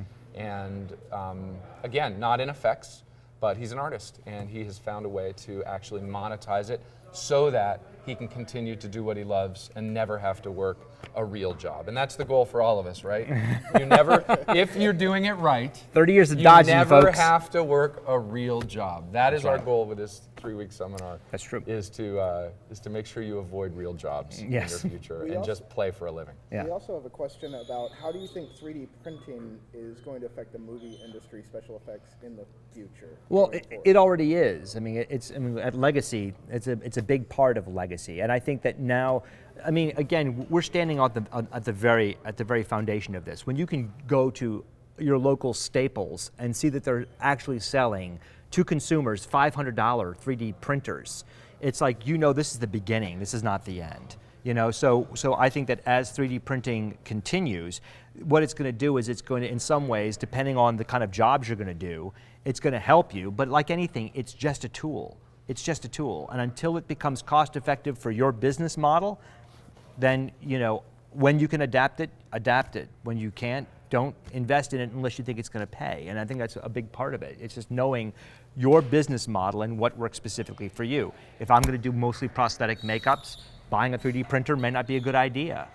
So, And to get to this other part of that question, which is how will it affect the practical effects industry?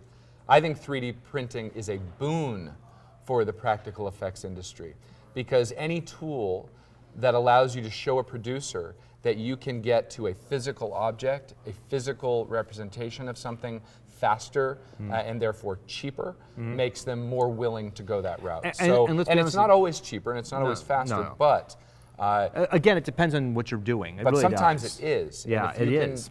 if you can tell a producer, look, for a fraction of what you're going to spend on the VFX solution to this, we can use our printing technology, our traditional technology, to turn around something really fast. And that's why, like you said, Legacy, which is made up of most of my father's crew, are right on the cutting edge of that and Right. getting lots and lots and lots of work, because it appeals to the producers they're working with.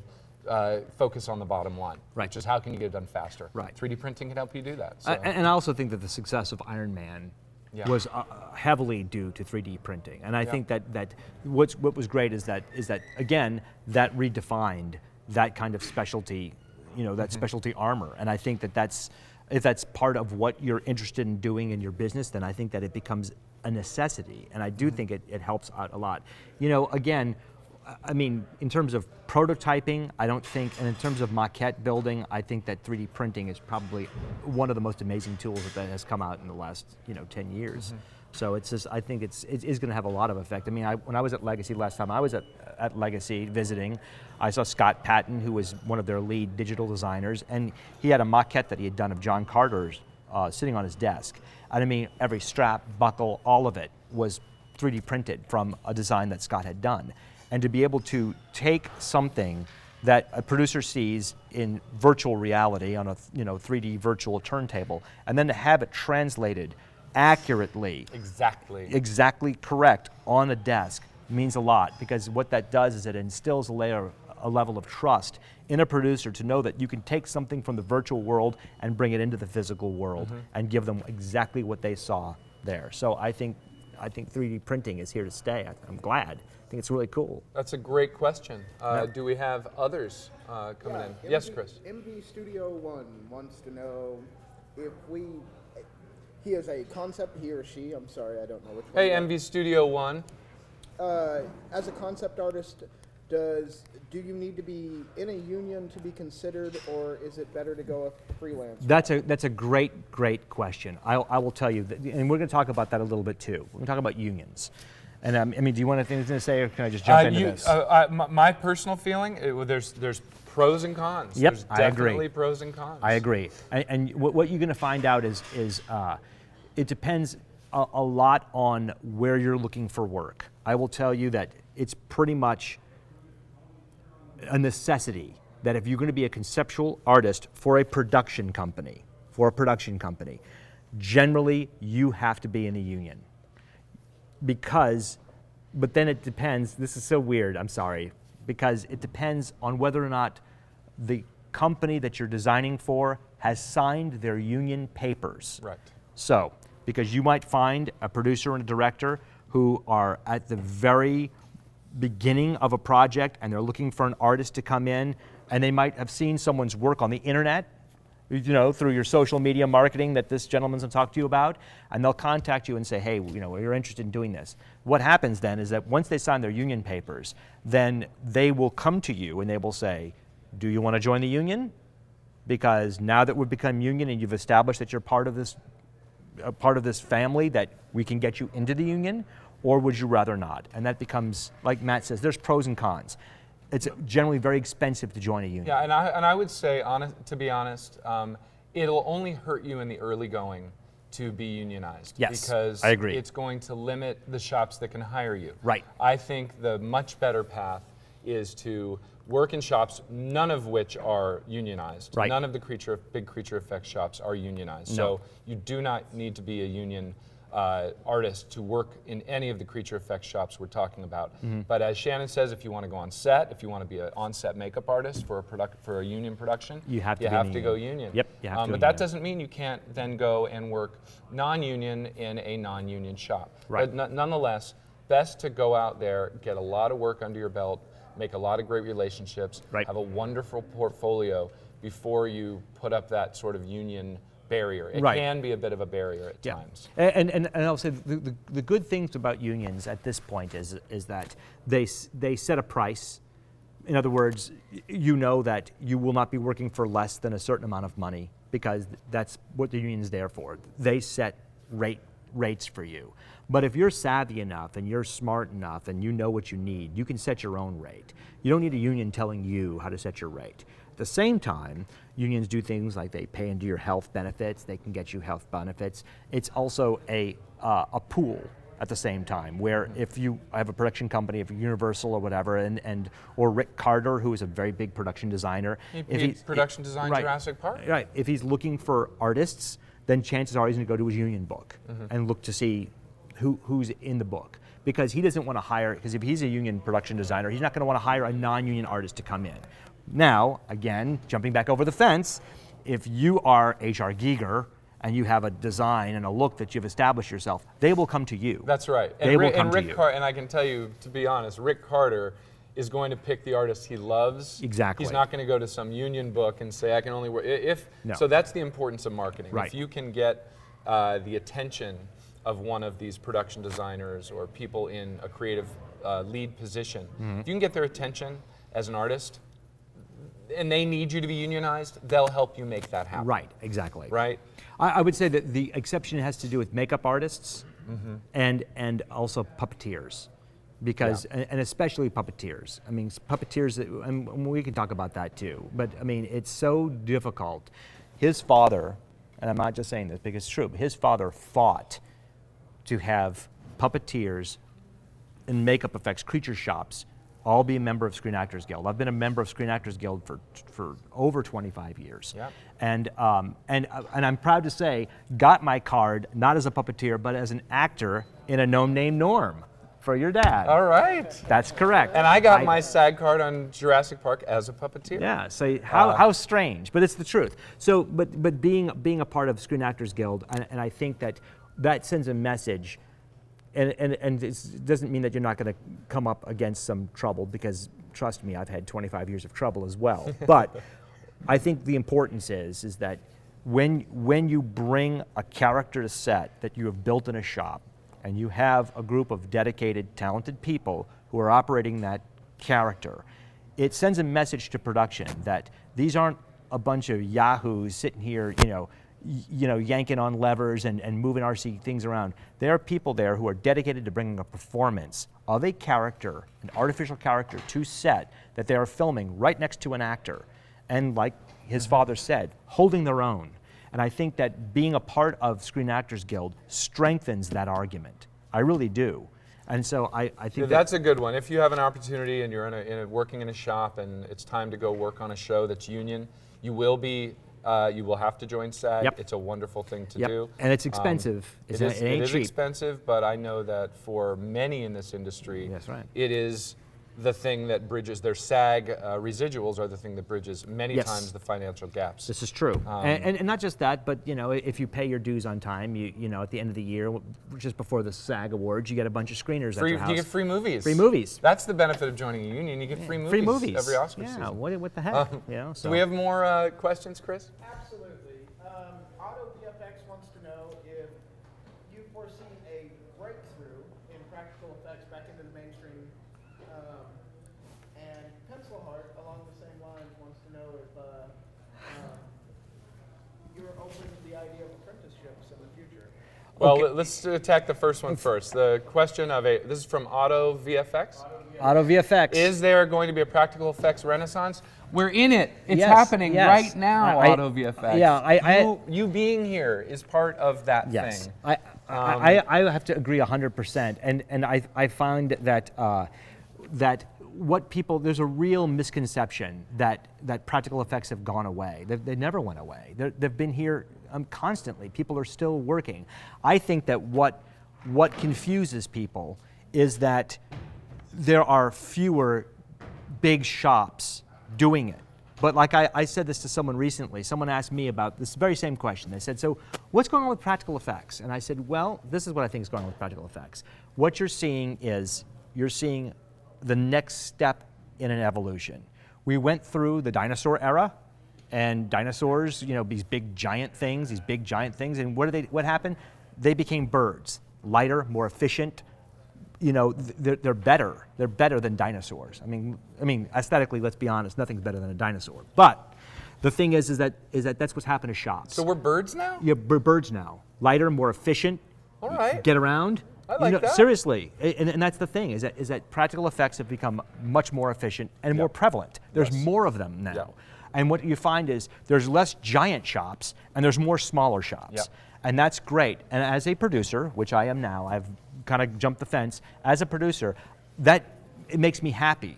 And I tell you this, and I don't know any, I mean, again, it's a real misconception. Unless you're going to do a film and you know, the minute you read the script, you go, there's just, I'm on a planet full of 9-foot tall blue aliens. Unless you know that the day one that you're going to have to go the VFX route, I'm thinking, what's the cheapest way to get this shot done? Yep. What's the most efficient way of getting the shot done? That is the perfect, what he's pointing out right here is the crux of this situation. Exactly. The whole key is re-educating producers that it is, in fact, not only the more effective route in many situations, but the cheaper route. And that is what is starting to happen. Yep. The fans like you, the students like you, have always known it. All we get, whenever we put up a behind-the-scenes video of Jurassic Park or Terminator or our lessons, all we get from everyone, you can see the comments in our YouTube videos, is, why aren't they doing more of this? Why aren't, it looks so much better. Well, it really looks great when you mix it, because we don't slam on No, VFX not at around all. here. Looks great when you mix it. Yep. And so we know it. Yep. The audience out there knows it. Yep. The artists know it. Yep. And it's really about educating the producers. And That's directors. it. Producers That's it. and directors. Yes. And that's starting to happen. And, It is. And we're seeing the #1 show in America is full of practical effects. This The is Walking true. Dead. Yep. #1 show in America. Yep. Ridley Scott's Prometheus, chock full of practical effects, sets, puppets, makeups. This is a big, big Hollywood movie, and Right. we're seeing this more and more and more. RoboCop coming out is all legacy effects suits. So practical effects is everywhere. Right. And you know We something just got to else make too? more noise about it. Right. That's what we're doing here. Well, but not just that, but also, let's be honest, and I'm serious about this when I say this, the rise of cosplay, to me, sends a huge message out there, because it means that people are no longer just satisfied with seeing a virtual image on a screen. Yeah. They want to see it in person. I think that the success of Walking with Dinosaurs, the live stage experience, How to Train Your Dragon, the live stage experience, I think people flock to these things because they want to see something real. That's right. And I think that there's nothing that beats that magic. And I think that, again, there's a whole generation of people who are just now getting into their 20s and, who are going to be the filmmakers of tomorrow, and they bring that love of practical effects with them. That's right. They do. And I think that once those people are in these creative seats, and I'm talking to some of you right now, you will see that there is a time and a place for everything. You don't use a hammer to drive a screw into a wall. So, and that's the thing, is knowing what tool to use. That's and I right. think that there's a time for practical effects, and it certainly has its advantages, and there is a time for visual effects. Like I Definitely. said, I'm with Matt on this. I don't slam visual effects people either. I mean, there's a ton of things I could never do without using some visual We just effects. need to get back to blending things Yep. and using everything, because that's when Absolutely. you can create an actual magic trick. Another thing I want to point out, because Shannon, this is a great question, and we're sorry to keep going on about it, the future of practical effects, but Yep. it's something that we all think about every day. It's Yep. our passion, it's what we love, it's Yep. why this school was founded. Mm-hmm. The other thing I'd love to just, by a show of yeses, type in the comments, how many of you have seen that devil baby prank, that devil baby in the stroller going around New York? We posted about it on our Facebook page. This thing has gone viral. It's like 50 million views in the last week. Why? Because it's a real thing that people are really interacting with, and it's fake. It doesn't matter. It's magical to watch it happen. Yeah. It makes you lean forward. And this is something that only practical effects can give. And this is a feeling of excitement that audiences will never want to let go of. They'll always want to see something right there in front of them, like you said, with Walking with Dinosaurs Right. and that sort of thing. Absolutely. So that's that. Next question. And then I think, what do we have, 10 minutes? Well, but I want to talk about this apprenticeship. Oh, the business. apprenticeship. Yeah, Yes, yeah, yes. yeah. Thank you Okay. for remembering. Okay. Actually, I'd like to say something about it, because one of the students from our very Can they hear you? Can they hear you? They can't hear me? No. Okay, hold on. Chris Vaughn's coming in. Chris is our production. I'll make room for you, Chris. Production manager here. Here. I'm actually very excited about this, because Because hi guys, because one of the students from our very first webinar contacted me today, and it turns out that they have an apprenticeship here in Hollywood simply from taking the class. That really is how influential these classes are going to be on your career and everything. And I really want to take Shannon's class, but unfortunately I have to work. Yeah, but he'll be taking the class because he'll be there and be hearing everything and turn your script breakdown in. And listen, and if he wins, it won't be cheating, I promise. He's gonna I'll work him harder than you.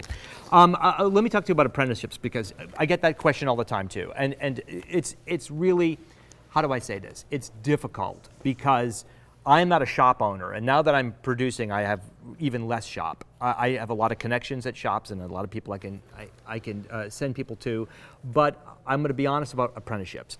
Apprenticeships are great as a learning tool, but at the same time, it's a thin line you walk as a shop owner.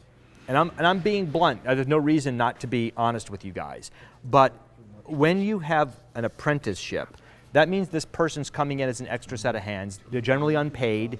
So that's the first thing is that if you're going to get an apprenticeship out in Los Angeles, you have to have enough money behind you to float you during your apprenticeship. I would say that most studios I know don't have an apprenticeship. That comes from an individual. For instance, if you were to write a letter to Legacy or to ADI or to K&B and you were to say, listen, I can support myself in Los Angeles for a year. I have my own car. I'd like to just be an extra set of hands and be there. What you have to understand is it's a little more complicated from a shop owner's point of view. And we're going to talk about this because this is the business of making monsters. Every individual that is on your site has to do one of two things. They either have to be a salaried employee, which means they're covered by that company's oh gosh, I just went up on it. Insurance. Workman's compensation. Thank you, Eric. Eric Litoff, thanks. Workman's compensation insurance. If not, they have to be 1099 employees, which means that at the end of every week they're giving an invoice. And what that means is that if that person injures themselves on set, they carry their own workman's compensation insurance. So this is why, I'm just telling this to you straight, because this is why apprenticeships are difficult. Because it's difficult to know that when an apprentice puts a drill through their hand, who's paying for that emergency room? Do you understand? I am not against apprenticeships. I think they're great. But I think that if you come and you say, hey, listen, I'm covered by my parents' medical insurance, or I have my own medical insurance, I can support myself, I have my own car, I can do all these things, then I think it makes you more attractive as an apprentice. The thing that you have to make sure you understand this, and I'm going to talk about this when it comes time to working for someone else, you have to be very clear about the agreement you're making with this employer. This means you're an apprentice. This means you're not going to be sculpting the creature, you're not going to be painting the creature, you're there just to learn, and that's it. Ask questions and stay the hell out of the way. That's a big deal of it. So, and that's the thing. So apprenticeships, I think apprenticeships are fine as long as you understand your side of the responsibility. I think apprenticeships are great. Now, having said that, I will say this as well. It's really hard to fire a volunteer. You know, I mean, it's free work. So at the same time, if you come into work consistently late every day, or you show up and you're unbathed, or you're not acting professional because you're thinking, I'm not being paid for it, that sends a horrible message, not just for you, but for the whole nature of apprenticeships. So if you have an apprenticeship, show up on time every day, be dedicated, develop your work ethic, be the best you can be. Be the employee that they want to hire at the end of your apprenticeship. Okay? Any other questions? Anything else? Yeah, this is about, actually it's about time for us to come in and sort of recap the webinar itself, the experience. John Ailes, Creative Director. Yeah, do you want to come in and talk about John Ailes is coming in. He'll be my guest on my first webinar. This is so John excited. Ailes, Creative Director of San Luis School. Dun. If you like the way our content looks, he is who you have to thank for it. Or blame. I want to just point out very quickly, if you look at the bottom, below your player where you're watching us, you're going to see a link at the very top of the description that will take you to the webinar page. If you click on that right now, it will open in another window, and you'll be able to have that open with the player. Actually, I love think this they guy. can watch this from the You can webinar. watch it from our webinar page. Chris just Yeah. made that happen. Chris Yay! made that happen. So in fact, you don't even need to watch this through YouTube anymore, although we'd like you to. You're There's watching comments. it on YouTube anyway. Yeah. Yeah, you can check it out on our YouTube page and be involved with the comments that you're already asking great questions and making great comments and very flattering comments. Thank you about not only the school but the studio that did all the movies that you guys grew up with. And So do me a Matt's favor real dad. quick. Click on that link at the Thanks. bottom of the video. Open up the lesson page on one side and watch this video you're watching right now on the other side. And Johnny is going to talk to you more about the experience of the webinar. Yeah, because a lot of people who join us for these free previews aren't really sure in the long run what you're here for. What you're here for is you're learning a little bit about Shannon, and we're telling you a little bit about what this course involves, which is 4 Saturdays showing up early in the morning with Shannon here. Shannon 9 to 1, is that correct? 9 to 1, but 9 to we, 1 we Pacific tend time. to go over because we are a little bit long-winded, and it's all based on how many students sign up and how many are signed up for the different strata, tiers within the course. And let me explain what those kind of are. What you're doing right now is what we call the watch and chat, which is that you can participate and you can write in text questions, and you have access to the entire course live with Shannon, and you feel like you're a part of it just like you do right now. The other 2 strata are really where the value of the course exists. Increases, which is that yeah, you, increases. it's a 2-way video experience. You have a camera in I your get to see place. you. We get to see you. You get to actually No talk with bedhead and Shannon pajamas. every week, at different parts of, well, we do have a lot of pajamas that show up and some curse words that aren't really necessary. I know. But what is really great about it is Let's that watch the F-bombs, you folks. you do get access to Shannon directly and to us to talk to us about the work that you're doing, us to show us what your portfolio looks like, to and Yeah, in your this- website, your reel, show us. Right. Show me so I can. All these materials will come to you. Shannon, just give me a second, Shannon. And We're what'll having a great happen is, what'll happen is you guys are part of this little community already. But what is great about the course is, you really get professional attention from a pro. This guy's run, I don't know if you were here at the beginning where he kind of went over his career, but this guy's run some of the shops and some of the departments that have made some of the monsters that you guys wake up about. He's been in charge of some very serious groups of artists in all departments. So getting his personalized attention on these Saturdays is going to be the key to this course. A lot of you are asking, does this apply to me if I'm a cosplayer who wants to kind of build that part of my business? Yeah, it does. These are elements of artistry that Shannon knows how to help you manage fiscally and time-wise, and finding the right help for yourself and finding the right representation for yourself if you're getting bigger. Shannon's going to be able to advise you on all of those things as you're starting out. We all learn these things over time, and we're older than most of you. And time is helping us get you guys information that you just don't have yet, because you haven't experienced the bumps that he has, that I have, that Eric Lidoff has, that Matt Winston certainly has, and he's experienced it through his dad's 30 years. So One second. I thought Eric, aren't you going to come in? Eric is going to sit in with us and talk about business. I think the last day. The last day Eric with David Lidoff. Sanger. Yeah, because Eric has worked a lot of movie sets too, and we're going to talk with Eric about set etiquette. He's one of the best guys to have on a set. That he's been with me and Matt on basically every single frame that you guys watch. Eric Lidoff is here to solve every problem that happens. And here on he set, comes. just Here for comes bringing these Eric. lessons. Here comes Eric. There he goes. Nice Look. to meet everybody. Yeah. Nice to meet you. I am going to join in with Shannon. I have worked on over 350 television commercials, only 2 feature films, but I was fortunate to work on Terminator 3 with Stan. Stan's my father-in-law. This is a family hear that? venture. It was just an incredible experience. So I'll share some of that, but also really the details about being on set and being professional. Very I important. wanted to say it is, because people look at the monster community, look at, even as set dressers, the art department that I was in, they look at us as kind of like a dirty group, but it's not. It's a level of professionalism that needs to be heeded, especially on set. You're dealing with, this is a major business. Right. and A you can- multi-billion-dollar business that you are a part of. So. Yeah. So we're gonna talk a bit about that too. It's gonna be an extravaganza of fun, experience, and knowledge. Yes. So looking forward to it. Yeah, Thank you all. absolutely. Eric Lidoff, everybody. Eric Yay! is the man. That guy can solve any problem at all. In fact, around here he's known as the greatest. The greatest.